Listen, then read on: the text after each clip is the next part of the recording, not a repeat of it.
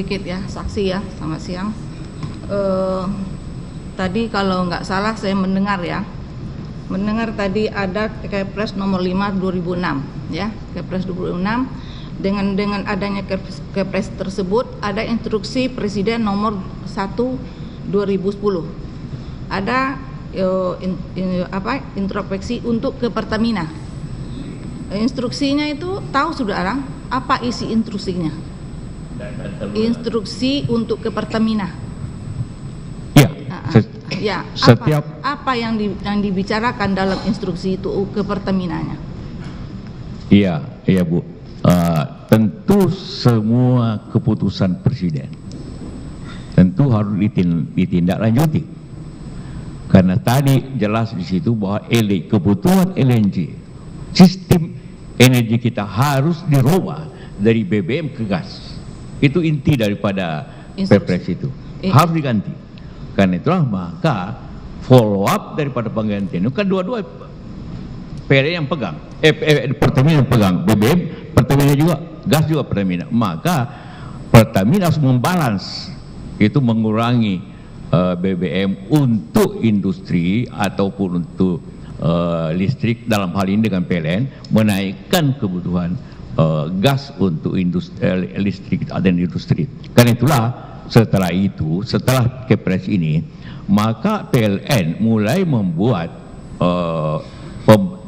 namanya PLTG, pembangkit listrik tenaga gas. Apakah itu di Banten ada, di Tanjung Priok ada, kemudian di Kalimantan Barat, di Manado, di Gorontalo, di Bali. Itu dibikin semua dalam rangka memenuhi instruksi ini. Karena itulah maka sejalan itu proyeksinya ialah kebutuhan akan datang naik. Dan saya mendengar juga akibat sekarang ini kekurangan LNG, pembangkit listrik tenaga gas seperti di Banten itu kapasitasnya menurun karena kekurangan LNG. Mungkin suatu kali dicek bahwa karena saya mendengarnya itu hanya memenuhi 25% daripada sekarang ini karena supply LNG berkurang. Itu ya. Apakah dalam instruksi Presiden itu ada membicarakan pengadaan untuk LNG ini bisa diimpor dari luar? Ada nggak tertulis dari Presiden tidak pernah, apapun Kepres tidak pernah detail, Bu. Tidak detail kayak gitu ya? Iya, hanya kebijakan saja. Ya, kebijakan. Dan kebijakan itu tanggung jawab kepada instansi atau lembaga atau perusahaan yang bertanggung jawab akan bidang itu. Jadi hanya kebijakan ya? Kebijakan. Ya. Setelah diinstruksikan ke Presiden, ke Pertamina, Bapak mengikuti perkembangannya.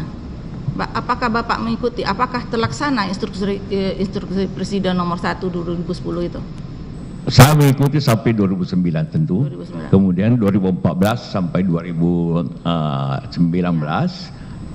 saya mengikuti perlunya bahwa perubahan shift daripada BBM ke gas dan batu bara. Jelas itu. Ya. Saya mengikuti, mengontrol mana persentasenya bahwa harus sekian gas, sekian batu bara. Sekarang harus sekian EBT, energi baru terbarukan. Ya. Semua ada target-targetnya. Apakah Bapak mendengar karena Bapak tidak lagi menjabat ya, 2010 Bapak nggak jabat lagi ya? Nah. Ya. Saya bertanya, hanya saksi mendengar. Bagaimana perkembangannya? Apakah ada merugi Pertamina atau bagaimana? Atau ada keuntungan? Saya tidak mengikuti detail. Tidak mengikuti lagi. Ya. Apakah untuk pelaksanaan instruksi Presiden tersebut, apakah masih ada campur tangan dari pemerintah untuk melaksanaan oleh Pertamina? Iya, saatnya sekali pemerintah menetapkan target, itu harus dipenuhi. Walaupun kadang-kadang tidak memenuhi, seperti target untuk mencapai 24% daripada listrik harus EBT, energi baru terbarukan kayak hidro, geotermal dan sebagainya. Itu tidak terpenuhi. Artinya, maka gas harus lebih banyak lagi. Kalau ini EBT tidak dipenuhi, maka harus diganti dengan energi yang bersih. Dan yang bersih itu ialah gas, LNG. Ya. Karena Bapak tidak mendengar, tidak mengetahui, sebabnya terdakwa duduk di sini kenapa? Kenapa? Sebabnya terdakwa sampai duduk di sini, apa persoalannya? Tahu saudara, saksi? Sebab? Ya. Apa? Sebab terdakwa ini sampai dijadikan terdakwa di sini, Oh. tahu saudara? Saya juga bingung kenapa jadi terdakwa. Bingung karena Ya, dia menjalankan tugasnya. Ya, ini kan berdasarkan instruksi kata Bapak tadi. Ya, instruksi. Instruksi dari Presiden nomor 1 ditujukan ke Pertamina. Iya, saya Ya. ikut. Itu yang saya kejar. Instruksinya itu apa isinya? Instruksinya harus penuhi di atas 30%, Bu. Iya. Ya. Saya ikut membahas hal ini karena kebetulan saya masih di pemerintah pada waktu itu. Ya. Jadi memang ada kebijakan-kebijakan dalam itu ya. Ya. Ya. Jadi Bapak tidak tahu apakah Pertamina itu merugi atau untung, nggak tahu? Tidak. Nggak tahu. Nggak tahu ya. Tapi begini saya boleh tambahkan, Pak. Kalau suatu kebijakan bisnis, langkah bisnis rugi, cuma dua kemungkinannya, dia untung dan rugi. Kalau semua perusahaan rugi harus dihukum, maka seluruh BUMN karya harus dihukum. Ya, ini bahayanya. Kalau satu perusahaan rugi harus dihukum, ya, maka semua perusahaan negara harus dihukum.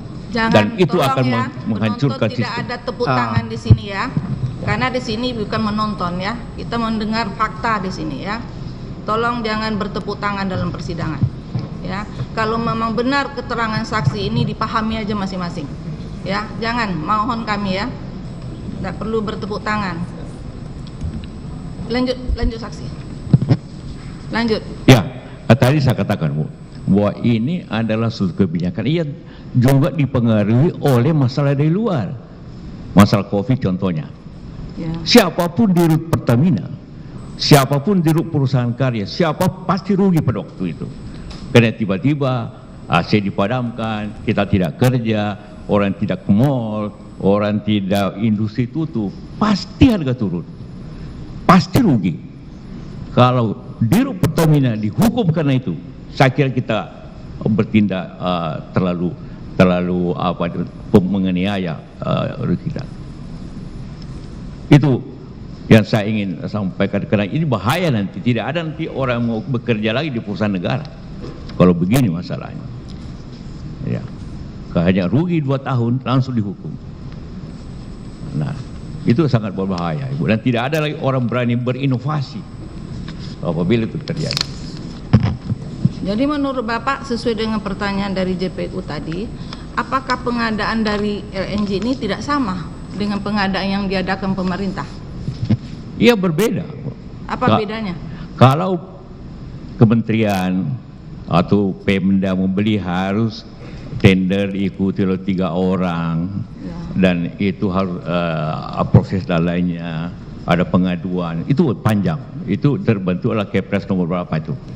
Tapi kalau BUMN, pengusaha, negosiasi, langsung negosiasi, tawar menawar, itu bedanya. Bisa dilakukan langsung dengan tawar menawar dan harga efisien yang menguntungkan negara. Saya dengar harganya 3,5, itu sangat murah sebenarnya dibanding dengan harga dewasa ini. Harga dewasa ini hampir $9 per MMBTU, dibeli hanya 3, ditambah tentu transportnya dan gasifikasi, masih untung dibanding dengan apabila dihitung jangka panjang.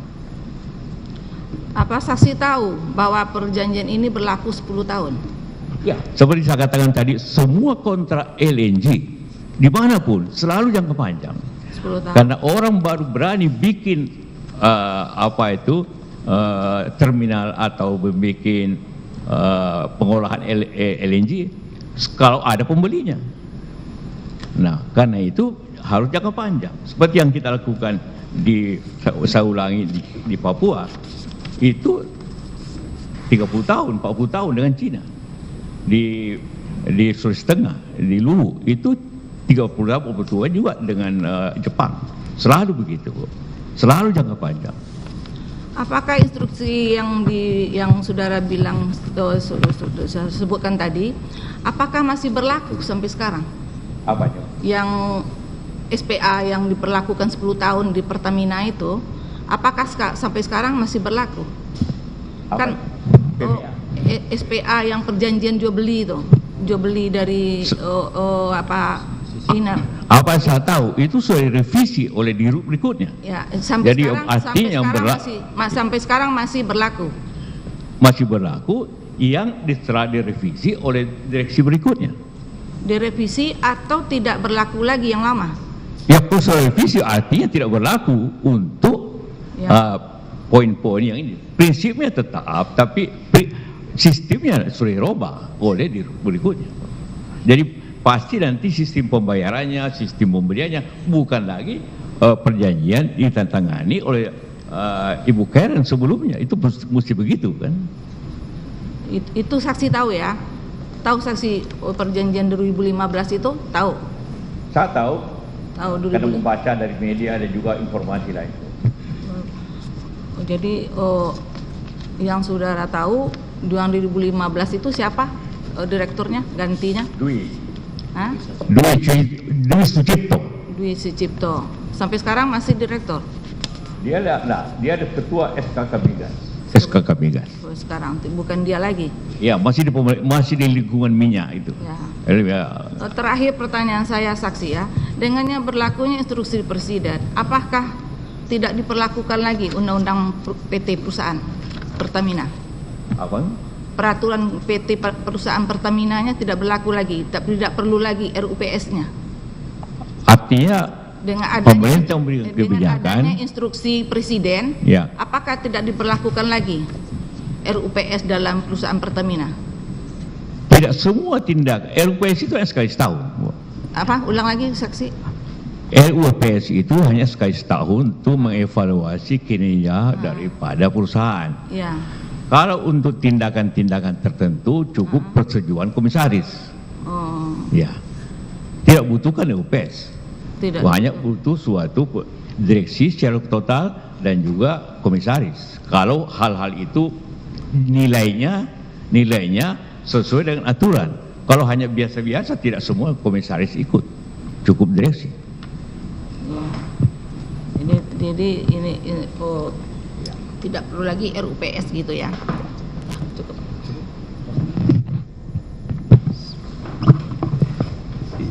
Izin tanya saksi.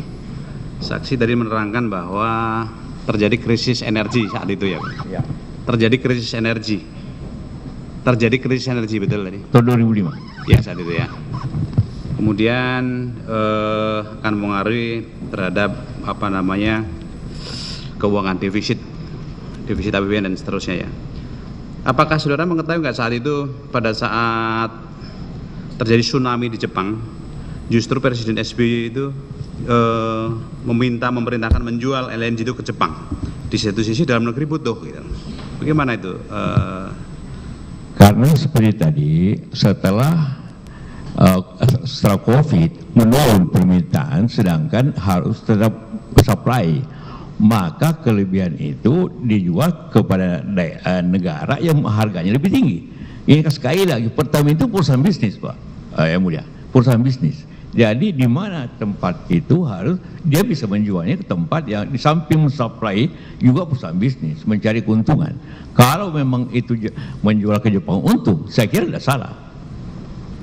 Tapi betul itu terjadi Presiden memerintahkan untuk mensuplai ke Jepang ya saat itu, betul? Saya kira hal itu tidak dibicarakan dengan Presiden, tapi Presiden dapat mengizinkan apabila diminta hal tersebut, dan sesuai juga sekali lagi itu semua strategi dagang semuanya. Ya. Yang kedua adalah tadi saudara saksi menerangkan bahwa bisnis energi itu rumit, ya. Rumitnya di mana, saksi? Apakah pada saat tender? Karena kalau di dalam kesaksian antara lain saksi Didi ini menerangkan bahwa di sini ada titipan dari merah, dari kuning, dari biru. Apakah itu yang dimaksud rumit? Banyak titipan tender dan yang area rawan di situ. Kalau yang saya katakan rumit, pertama begini, apabila suatu kita menemukan sumber gas di suatu tempat, butuh kira-kira 15 tahun baru itu dapat berproduksi dengan teknologi yang tinggi. Kemudian juga itu kan rumit dari sisi sumber alamnya, dari sisi implementasi. Karena itu karena rumit, mesti sebelum itu terjadi maka harus ada pembelinya dulu, dan pembelinya itu selalu penjualnya minta jangka panjang karena ini gas keluar terus, mesti ada pembeli jangka panjang, sedangkan kebutuhan kita juga jangka panjang, benar. Jadi yang menjual butuh jangka panjang, kita juga butuh jangka panjang. Jadi sebenarnya ketemu persoalan itu, walaupun saya katakan tadi rumit segala sisinya, mesti ada terminal lagi, mesti ada efesario, ya karena ini kan saya ingin mengatakan Bapak yang mulai sudah tahu, gas itu gas, kemudian dicairkan, kemudian dikirim, dicarikan lagi menjadi gas, jadi berputar itu, jadi butuh infrastruktur yang cukup berat isinya, tapi itu lebih murah dibanding dengan BBM. Kalau tendernya itu termasuk rumit nggak? Tender. Oh, tender. Ya, nah itu rumit nggak? Umumnya itu ada tender atau tidak, karena tidak semua daerah bisa mensuplai. Berbeda bangunan ini banyak kontraktornya, mungkin 10-20 ada kontraktor yang untuk bikin gedung. Tapi kalau LNG itu tidak banyak. Seperti hanya daerah tertentu yang punya, jadi tidak sulit tender gitu. Terkecuali kalau beli hanya spot mungkin bisa di tender, tapi kalau jangka panjang tidak. Kan perusahaan-perusahaan yang Total, Shell, macam-macam ya, Pogas itu kan banyak sebenarnya. Tidak dia juga pemain-pemain besar kan. Saya kira kalau ya boleh dipilih, pasti bisa dipilih. Bisa dalam bentuk tawar-menawar langsung, bisa dalam bentuk penawaran langsung, bisa juga kalau memang banyak supply-nya juga bisa ditender tentu, tapi lebih banyak kepada penentuan sesuai dengan kondisi harga yang baik gitu. Saudara tadi menerangkan bahwa kalau dalam bisnis energi ini rumit sehingga langsung negosiasi gitu ya, beda gitu. Apakah saudara mengetahui adanya regulasi terkait pengadaan barang termasuk energi itu diatur di dalam regulasi, bahkan diatur juga SOP-nya oleh direksi harus diatur. Saudara tahu tidak? Tahu. Ya, tahu. Tapi saya katakan itu berlaku untuk instansi dengan memakai APBN. Itu seperti membuat gedung ini apa dan sebagainya itu pasti tender, Bu. Saudara tahu tidak bahwa regulasi pengadaan barang jasa itu juga bersumber selain dari APBN juga dari BUMN? Ya untuk hal-hal tertentu ya. Bahkan dari hibah pun juga harus melalui regulasi itu. Betul, katakanlah PNI ingin bikin gedung, ingin punya, iya boleh harus tender. Tapi untuk membeli sesuatu yang panjang, yang suppliernya terbatas, bisa tender tentu, bisa juga langsung negosiasi. Apa yang dilaporkan oleh UKP 4 unit kerja presiden untuk yang memantau pelaksanaan ini? Pemerintah menugaskan di energi ini kepada Pertamina dan instansi terkait ya, BP Migas dan ESDM. Nah, apa yang dilaporkan oleh UKP 4 kepada pemerintah, presiden terkait implementasinya itu? Apakah kendala-kendalanya? Dilaporkan apa oleh UKP 4 termasuk khusus dalam kasus ini saja ya, untuk LNG yang diadakan oleh Cheniere.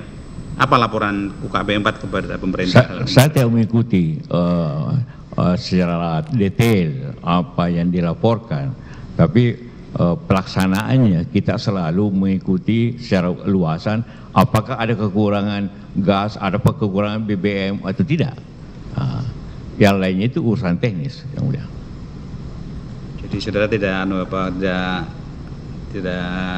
langsung ya laporan UKP 4 itu. Kalau gitu UKP 4 itu lapornya ke siapa? Laporan itu tentu dilaporkan pada Presiden secara berkala. Kan kalau dalam sidang kabinet dilaporkan, kan saudara hadir kan, mendengar enggak itu? Tidak selalu, tidak selalu dilaporkan. Jadi umumnya hanya kalau proyek-proyek strategis dilaporkan. Tapi kalau tidak semua proyek pemerintah itu dilaporkan, karena begitu banyaknya lah proyek-proyek itu. Biasanya dipantau soal sistem, prosedurnya, hasilnya, waktunya, itu biasanya dipantau itu. Saudara juga, mohon maaf nih, selain sebagai pejabat saat itu kan juga pengusaha, apakah saudara juga termasuk usaha di bidang minyak juga? Minyak? Ya. Tidak, Yang Mulia. Oh tidak.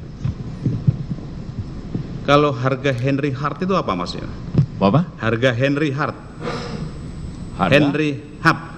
Oh, Henry Hub. Ya. Itu harga standar yang berlaku di Amerika, yang dipusatkan kalau orang beli di pelabuhan ini, tentu. Itu harga kalau kita dulu FOB dengan harga Henry Hub. Indeksnya itu. Ya? Indeksnya. Yang berubah itu berubah itu sesuai dengan kondisi harga-harga berlaku di dunia ini.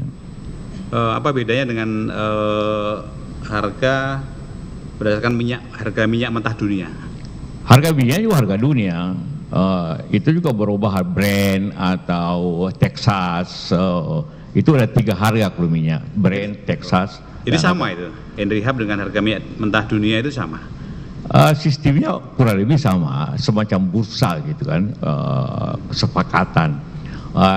Umumnya kalau di Indonesia diukur daripada harga LNG itu harga 11% daripada harga minyak dunia. 11%. 1 barrel 11% MMBTU. 11%.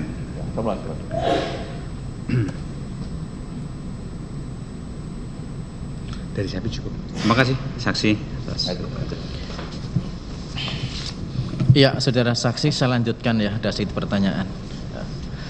Apakah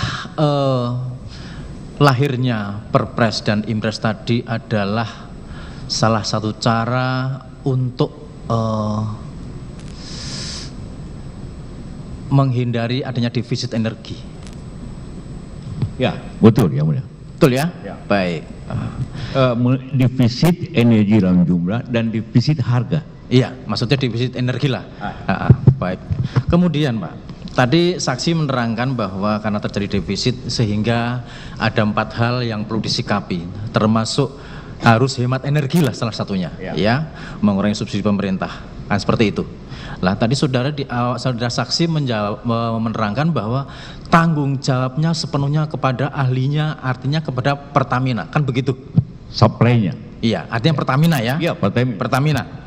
Untuk ketersediaan gas cadangan maksudnya begitu Pak ya. Saudara saksi apakah bisa menjawab artinya bahwa ketahanan energi yang didasari dengan Perpres maupun Impres ini sebetulnya untuk pemenuhan kebutuhan siapa sih? Domestik atau untuk trading? Kebutuhan domestik tentunya masyarakat dalam hal listrik, masyarakat untuk mobil ataupun industri harus memakai LNG seperti industri kimia, industri keramik, juga kebutuhan energi Pertamina untuk kilang-kilang Pertamina, seperti itu. Jadi ini untuk memenuhi kebutuhan negeri dan juga seperti katakan tadi, karena Pertamina ialah organisasi dagang, maka tentu juga dia boleh berdagang. Itu ya. Jadi selain domestik juga untuk kebutuhan bisnis kan begitu. Ya, artinya untuk ketahanan energi. Baik, selanjutnya, apakah pada saat itu Impres atau Perpres itu membatasi Pertamina melakukan trading? Tidak, sama sekali tidak. Tidak. Terus kemudian apakah saksi mengetahui bahwa sampai sejauh mana sih hasilnya Perpres dan Impres itu berkaitan dengan ketahanan energi ini, sampai sejauh mana hasilnya? Ya tentu hasilnya yang penting setelah itu kita tidak mengalami kekurangan listrik, tidak mengalami kenaikan harga yang berlebihan, tidak terjadi suatu kekurangan di bidang industri dengan pemenuhan yang ditanggung jawab kepada energi itu, karena itu terjadi. Ya baik, dari kami